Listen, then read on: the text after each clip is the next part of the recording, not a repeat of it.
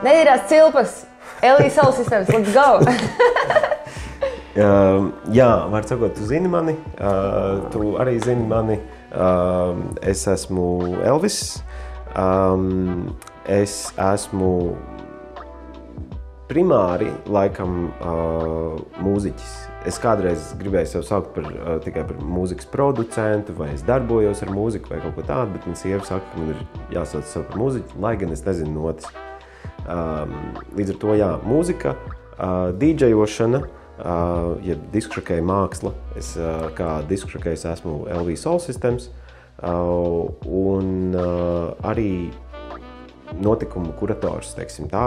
Esmu veidojis dažādus notikumus, esmu vadījis naktsklubu, esmu palīdzējis uztaisīt kinofestivālu, 10-gadīgu šobrīd jau.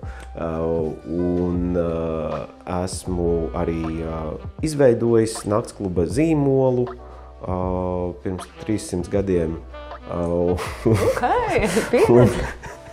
Un dažādas, var sakot, lietas starpdisciplināras ar dažādiem projektiem un dažādiem cilvēkiem, kur es esmu strādājis gan kā galvenais kaut kāds autors, gan arī kā atbalsta funkcija. Un ja mēs runājam par to komunikāciju tieši, tad paralēli mūzikai un, teiksim, mākslai, kultūrai es strādāju kā tā saucamais komunikācijas speciālists. Man vizītkartē ir rakstīts stratēģis. Es nezinu, ko tas nozīmē. Tas nenozīmē, ka es esmu Jurģis Liepnieks. Bet droši vien kaut kādā ziņā varbūt mēs darām līdzīgas lietas. Un komunikācijas kontekstā man liekas, ka, un iespējams mēs tam pieskarsimies sarunā, ir baigi grūti to darīt priekš sevis. To ir daudz vieglāk darīt palīdzot kādam. Līdz ar to, ja mēs šajā kontekstā runājam par mākslinieka, teiksim, skatuves mākslinieka zīmolu, tad es labprātāk runāju par Ansi, nevis par LV. Es esmu Līva Liepa, reperanšu menedžere. Arī esmu vadījusi bāriņu, ne klubu. Latvijā pirmo līdz šim, viņš nebija vienīgais, jā. Latvijā pirmo repa kafejnīcu, Ūsas. Jā, es esmu šobrīd arī darbojos kā pasākumu producenta un visus skills, ko es esmu samācījusies darbā ar Ansi, es cenšos likt lietā un palīdzēt jauniem repa māksliniekiem un pieslēdzos viņu koncertiem un šobrīd plānoju arī savas menedžmenta production kompānijas izveidi, jo tā komanda jau ir arvien lielāka un gribas to visu darīt vēl labākā līmenī. Beidzot! Jā, jo arī tas, ko es vienmēr saku, ka mēs esam izgājuši ar Ansi tam cauri, lai pārējiem nav jādara vēlreiz tas pats. Mums ir tās zināšanas un jā, mēs gribam dalīties. Es arī reizēm esmu diskžokeje. Mans skatuves vārds ir Believa, Better Believa. Ļoti patīk. Es spēlēju hip-hopu, sāku spēlēt, jo man gribējās dejot pie hip-hopu un ļoti maz tas bija pieejams. Un tad es sāku taisīt pasākumus, lai es varu padot. Tālūk, es piekrītu par mūziķi. Ansim bija līdzīgi. Ilgi viņš kautrējās no tā mūziķis termina. Un it sevišķi hip-hopā jau vairāk, sevišķi Latvijā tie aizspriedumi un viss. Un tad, man liekas, viņš lēnām tika līdz tam, kur viņš arī jūtas tā kā, es būšu mūziķis tīri par spīti tiem, kam liekas, ka tā kā, nē, hip-hops nav mūzika un tā. Jā, tu esi mūziķis. Jā, mēs neesam ielu mākslinieki. Kā kādreiz, repers kādreiz gribēja ielikt šitajā, ka tā ir tā ielu māksla, tā jau nav kultūra. Jā, absolūti, kā teica, vai arī ir teikts, ka hip-hops nav mūzika, un kā Ansis teica, nav jau varijā kāda starpība, mēs braucam palīgā, noraut jumtu. Jā, tā kā tie termini ir saprotams, ka cilvēkiem varbūt ir vajadzīgs tas, lai tā kā ieliktu kastītēs un kaut ko, bet dienas beigās, man liekas, tas tikai ierobežoja sevišķi, tu centies kādu no kaut kurienes izslēgt. Jā, bet tajā pašā laikā es esmu uzstājies ar Vestardu Šimkus un toreiz, kad mēs darījām presi, tad vienalga, nu labi, tas bija jau kaut kādu laiku atpakaļ, bet tie jautājumi, kas ir elektroniskā mūzika? Tā kā elektroniskā mūzika, tā būtu forša, bet tāda ļoti drūma, ļoti vienveidīga. Kas tas īsti ir? Jā. Un tas ir tā kā žurnālists. Jā. Tā kā, tev varbūt Wikipēdija tā kā parādīt, es nezinu. Mīlīt, absolūti. Mums joprojām 23. gadā intervijas ar mūzikas žurnālistiem sākas, ja es esmu reperis, es būšu reperis, es pateikšu jau, vai kaut ko tam līdzīgu. Tā kā, ja tas tā kā visiem žurnālistiem, ja tu nāc intervēt hip-hop mākslinieks, jebkur mākslinieki, bet hip-hopā konkrēti, ja tu nāc intervēt, un ja tavs pirmais jautājums ir šis, vai arī ar ko atšķiras hip-hops no rapa, tad neejus no interviju vai pārdomā jautājums. Tā kā mēs sen esam pāri tam. Ja tev vajag pagooglē, ir miljons Anša intervijas, ir visu reperu intervijas, kur tas ir atbildēts. Es teiktu, ka māksliniekam zīmols ir varbūt pat svarīgāks nekā uzņēmumiem, kompānijām, organizācijām. Tajā ziņā, ka mākslinieks pēc būtības ir zīmols. Arī tad, ja viņš domā, ka viņš nav zīmols, viņš ir zīmols. Un, protams, ka tu vari būt mākslinieks, kura zīmols ir tas, ka man nav zīmola. Vai ne? Es esmu tā kā kontrakultūra. Es esmu pret šito te visu tur kapitālismu, es esmu pret to tādu ārišķību kā tam visam. Un tas var būt mans zīmols, bet diemžēl, vai vienkārši tā ir realitāte, un daudziem iespējams vajadzētu atvērt uz to acis, ka tas, ka tu piedalies šajā visā, kā skatuves mākslinieks vai izstādies kā tur vizuāls mākslinieks vai rāda savus filmus kaut kur un tā tālāk, tu jau piedalies tajā kapitālismā un līdz ar to tu esi zīmols. Un tas jautājums ir par to, kāds ir tas tavs zīmols, ko viņš vēstī un tas, kāpēc ir forši, tas, ka mēs runājam ar tevi, Līva, ir tāpēc, ka es gribētu pacelt arī to jautājumu par to, vai un kuros gadījumos to ir forši darīt pašam, un kuros gadījumos to vajag Līvu. Jo tas ir bijis jautājums manā dzīvē ļoti daudz par to, ka no vienas puses es ļoti slikti uzticos cilvēkiem, un man liekas, ka es visu zinu vislabāk, un ka mani pārpratīs noteikti kāds cits, kurš mēģinās nosacīt mani pārdot kā zīmolu. Bet tajā pašā laikā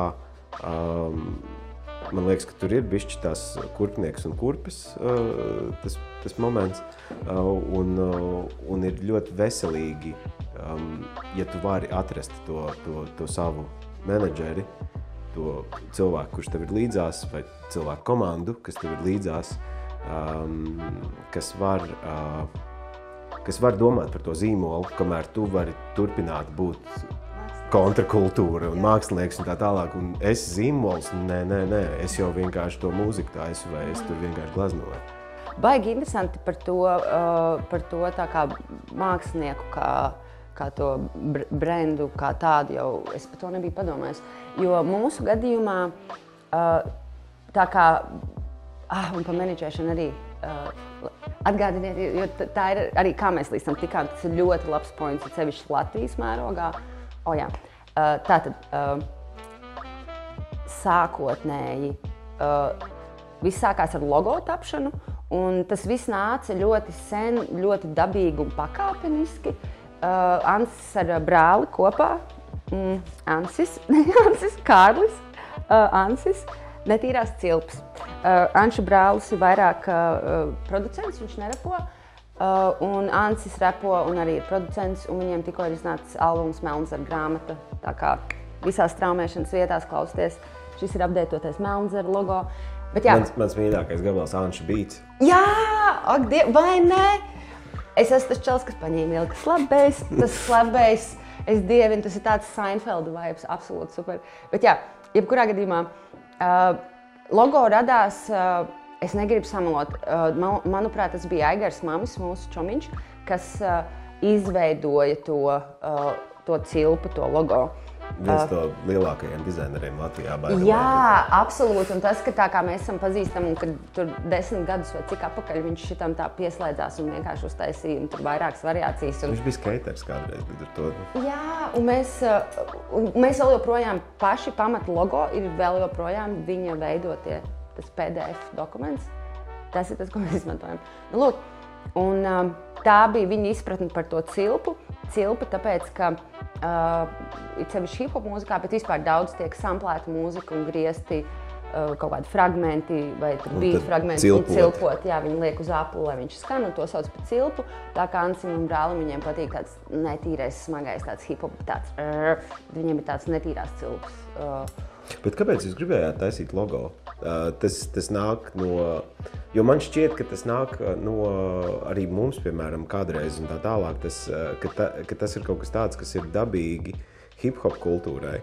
Tāpēc, ka tu tago, tāpēc, ka ir tas grafiti, visa lieta, un tāpēc, ka ir tas, reprezent. Yes. Tā kā, kad hip-hopā tu daudz it kā dabīgāk saproti to, ka tu esi zīmols.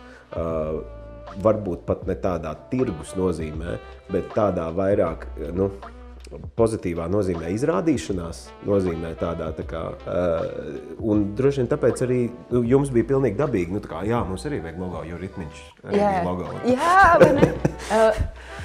Tas būtu labs jautājums, Ansim, jo es nezinu, kurš bija pirmais, vai mamma, jo man kaut kā bija prātā palicis, ka mammas tā kā pats laikam to piedāvāja, vai kaut kā tur bija tā ļoti, jo tas noteikti nebija tā kā, manuprāt, tas nebija tā Ansim tā kā, man vajag to logo vai tam līdzīgi, bet tas kaut kā ļoti tā dabīgi tur notika un tik līdz tam.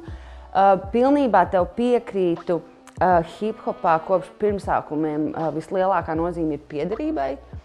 Sākot ar to, ka reperiem ir svarīgi, ne visiem, bet lielai daļai minēt, no kurienes tu nāc un tā kā kuru rajonu tu pārstāvi. Tāpat arī Jansis vienmēr ir uzskatījis, ka tas ir svarīgi, ka viņš saka, es esmu no Ķemeriem. Vai arī viņš ilgu laiku dzīvojas Toņkalnā, un tad tā ir atsauc uz to. Un kad tev ir savs klīki, tev ir aizmugure, tev ir savējie cilvēki un attiecīgi to grupu ar cilvēkiem bieži vien ne obligāti to tieši to duetu vai trio vai solo mākslinieku un tā tālāk, bet to grupu vajag brandot. Jā, to cilvēku kopumu. Tas ir līdzīgi kā vēsturiski latviešu pirmajai hip-hop grupai Fact.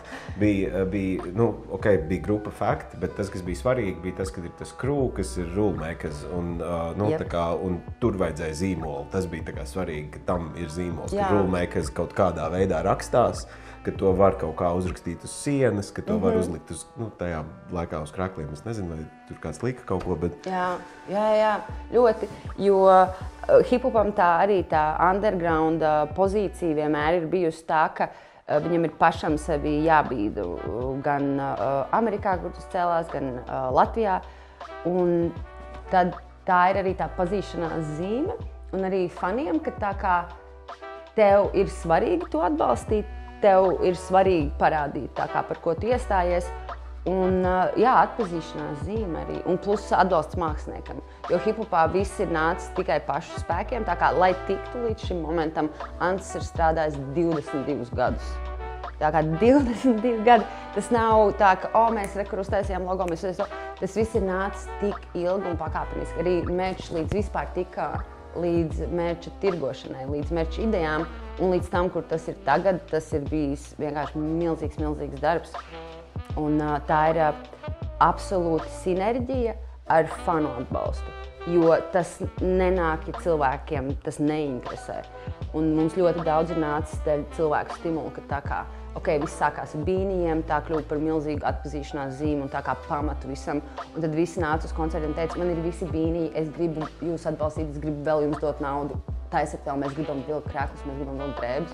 Tur ir saistība ar vizuālo mākslu kaut kādā ziņā, jo tas, kas teiksim, hip-hop subkultūrā, kā mēs to bieži vien akadēmiski saucam, ir tas tags, jeb tas paraksts. Mākslinieks, tur, teiksim, grafiķis vai glaznotājs un tā tālāk jau dara arī to.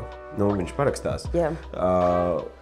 Kāds varbūt neparakstās, un tad viņš ar to ir tā kā tas nezīmols un tā tālāk, bet lielākā daļa uzliek to savu parakstu, lai gan tu varbūt jau esi Vilhelms Purvītis un tevi varētu atpazīt arī bez tā paraksta, bet tu viņu tomēr uzliec. Tas ir tādā ziņā līdzīgi, un arī laikmetīgajā mākslā, piemēram, tur Damien Hirsti un tam līdzīgi, tā kā tie lielie mūsdienu laikmetīgās mākslas, tie giganti, viņiem arī tieši tādā pašā veidā veido zīmolus. Varbūt tas zīmols izpaužās vienkārši tajā, kad viņam ir ļoti labi strukturēta mājaslapa, kur tu vari iegādāties tās gleznas par daudz nulēm, vai tas parādās tikai izstādēs, neobligāti tur bīnījos un kraklos, bet tas tur ir, tie zīmoli tur ir vizuālajiem māksliniekiem. Tas, kur varbūt cilvēki ir joprojām tādi ar pretestību pret zīmolu veidošanu, ir drīzāk varbūt klasiskajā mūzikā, tur džezā, kaut kādā ziņā varbūt arī rock mūzikā, kur tev gribās būt antizīmolam. Bet man šķiet, ka tas ir ļoti iespējams mūsdienu pasaulē. Tu vari būt antizīmols. Tā skumjā patiesība ir tā, ka arī skumjā vai reālā patiesība vienkārši ir tā, ka arī ja tu esi antizīmols, tu vienalga esi zīmols, un tu īstenībā neesi parādījis nekādu pirkstu kapitālismam. Tu piedalies tajā. Bet tas var būt zīmols. Gal galā Vivienne Westwood, Malcolms McLarens un visi šie punku kultūras ir kā piemēri. Tie ir zīmoli. Gal galā. Tas, ka jūs esat gājuši to ceļu, kur jūs būsiet paši savs ne tikai zīmols, bet arī ražotne, un ka jūs taisīsiet fiziskus materiālus, ka jūs taisīsiet digitālus materiālus, ka jūs taisīsiet platus un visu pārējo tā kā paši. Tā ir bijusi jūsu izvēle. Man liekas, ka tas ir zināmā mērā tāds maziņš pirkstiņš tam kapitālismam. Tas, ka jūs esat paši sava kompānija, ka jūs nepārdodaties lielākām korporācijām, kuras varētu jūs kaut kādā ziņā asimilēt un izdomāt priekš jums to ceļu. Jums tagad jūs sākumā izdosiet tur singlu, tad jūs izdosiet albumu, un tad mums vajadzēs tur šitādu hūdību, bet viņam jābūt ir lētam obligāti. Jo we gotta move units. Hip-hop kontekstā visbiežāk merčs un visas tās suvenīru lietas būs, man liekas, tas ejošākais, kas ir drēbes un tam līdzīgi, jo ir izteikti tas, ka tā kā tu vizuāli gribi identificēties un parādīt savu nostāju.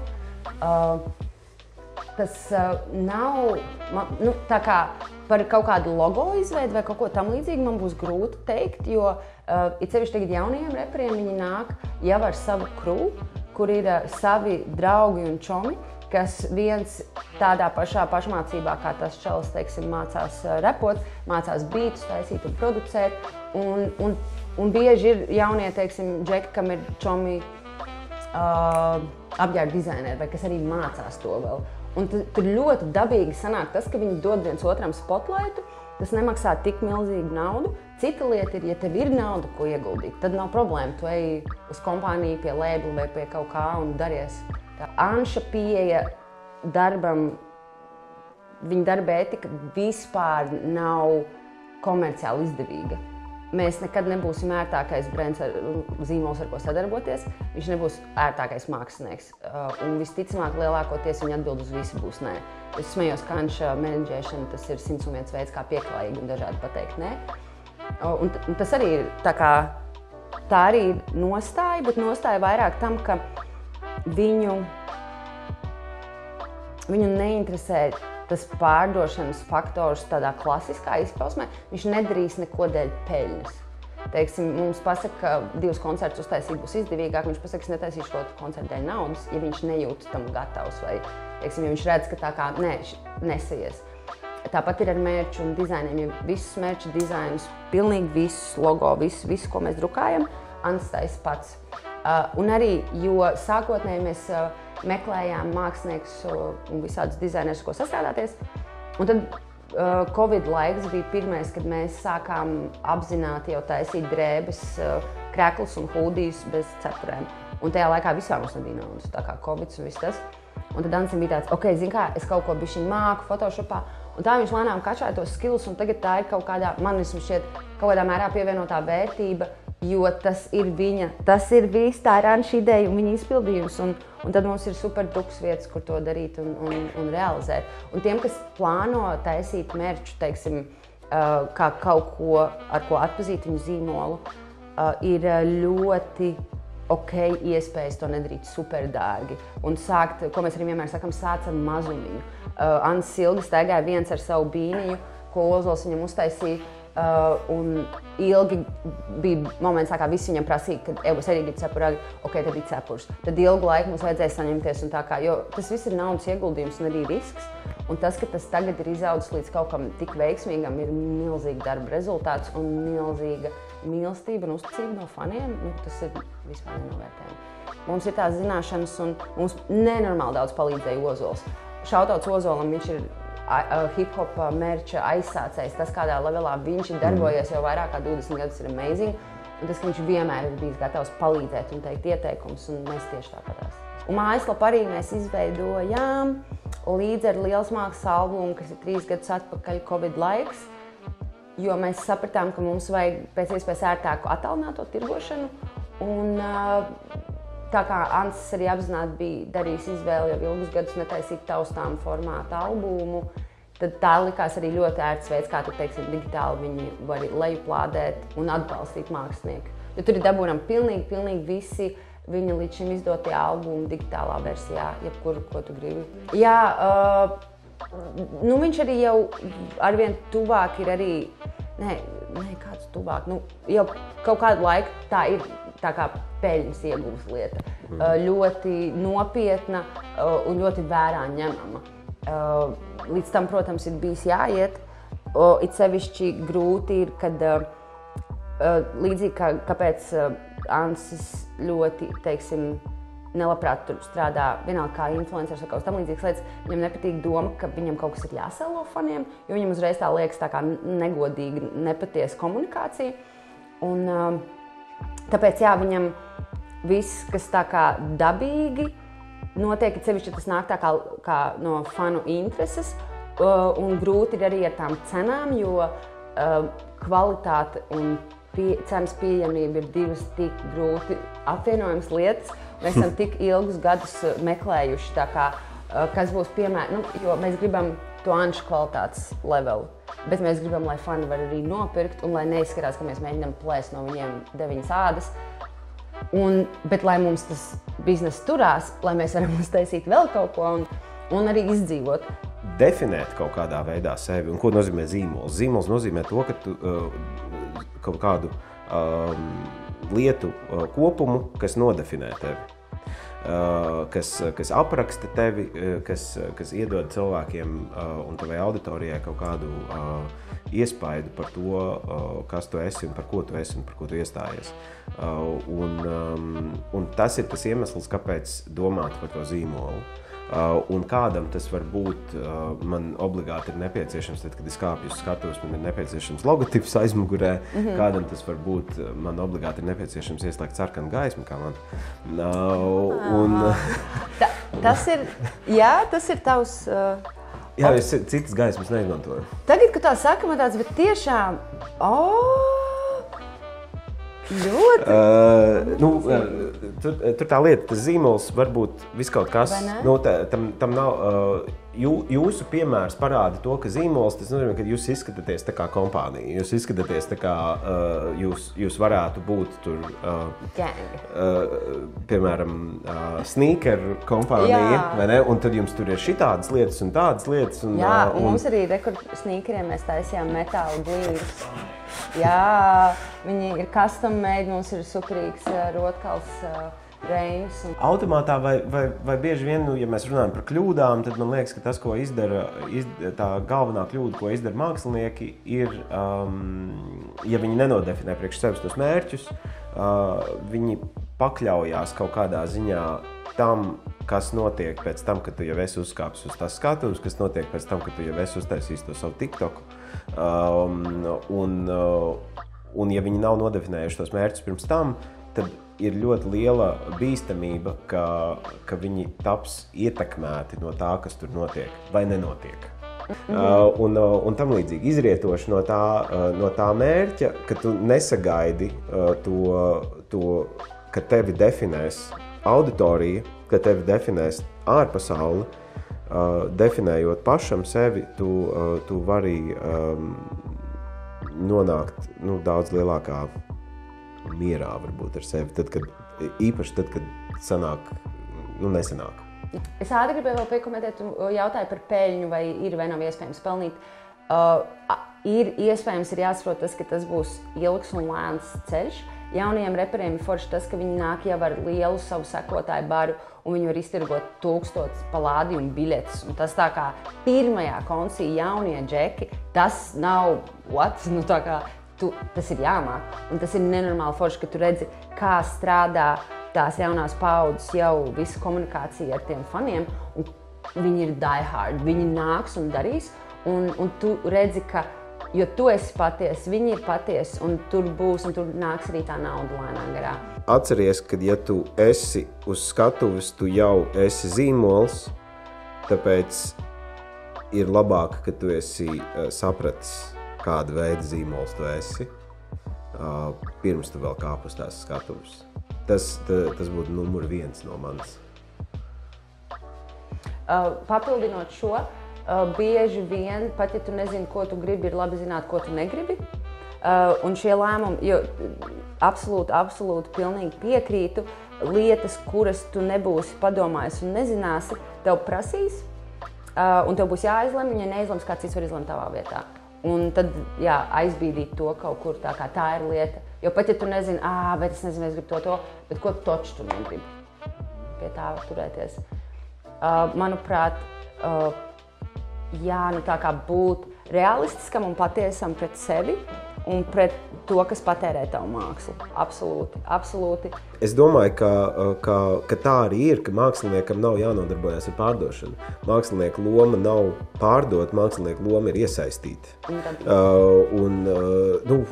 Protams, radīt arī, visi mēs radoši, bet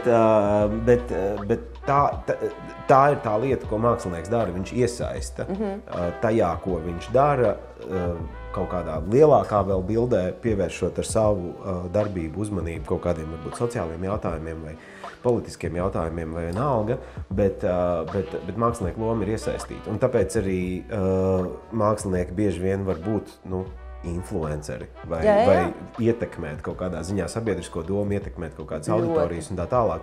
Ja arī Ansim, teiksim, tā klasiskā influencēšana nav viņa lieta, tur, teiksim, Instagrams un tādas lietas, ir iespējams atrast sadarbības, kas strādā tev loģiski, jo tev būs sarežģītāk tur izvēlēt principā kaut kas samlīdzīgs, būs mazāk iespēja ar ko, jo mums ir bijuši, ka mūsu brendi uzrunā, un mēs sakam, mums neinteresē šis, bet mēs varētu piedāvāt šo, un pasaka, tas nav tas, ko mēs gribam.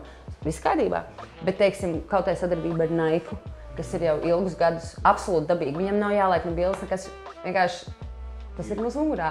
Un tās ir tās subrīgās lietas, kad ir brendi, kas tā kā tevi sadzird, un viņi tiešām grib ar tevi, nevis vienkārši man vajag tavu platformu, bet tā kā, hei, kā jūs justos ērti, kā būtu. Jo mums tagad arī šogad nākamgad nāks ārā viena no līdz šim vienīgā un lielākā zīmola sadarbība, kur tā kā mēs savu zīmolu liekam kopā ar citu zīmolu.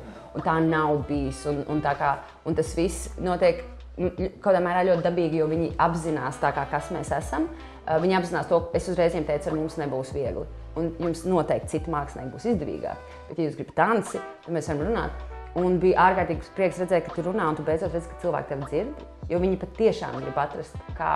Un viņi saprot, kāpēc mums tas mūsu zīmols ir tik svarīgs un nozīmīgs un kāpēc mēs neliksim tur katru klāt.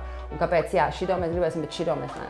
Un es vēl tikai vienu, es saskaitīju, ka ir 2 punkti, ko mēs teicām. Man ir 3, respektīvi, ka padomā par to, vai tu to vari izdarīt viens. Un ir cilvēki, kas noteikti var.